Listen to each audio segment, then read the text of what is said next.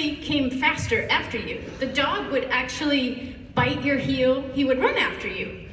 Until I've discovered that if you stop and face the dog, he'll run. And so my fears of looking stupid, of all of that, my fears of standing in front of people, I decided when Jen asked me to look at it as a dog. I'll go against it. I'll face it.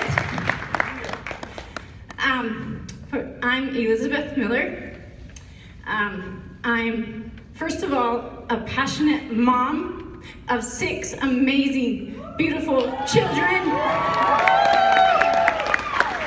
from the ages of 19 to the ages of 2. Wow. I am madly in love and have a hot marriage of 20 years.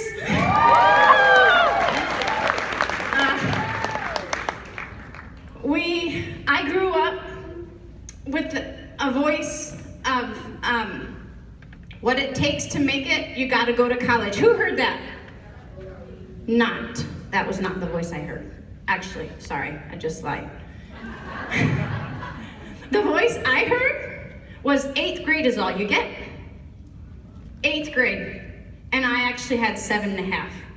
I never went past, 8th grade was the farthest. I never had the voice that you're not gonna make it with college. I never had the voice that you're a high school dropout. I never had those voices. I didn't even know to cherish those voices until I heard stories that they're crippled today because they believe that they don't have the education that it takes. But what I did have was a skill to work hard. What I did have, that I was okay with having big dreams. Never had a big dream. All I had was a little dream. It started in my kitchen with what I had. It started with actually baking cookies. Baking cookies in my house, taking it to a market, selling it.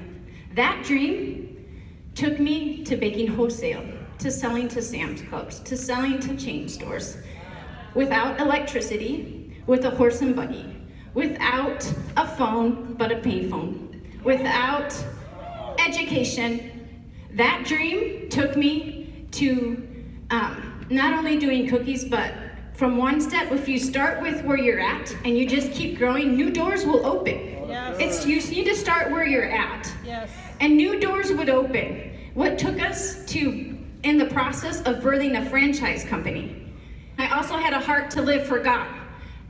Who has a heart to live for God? Who wants to be in the ministry?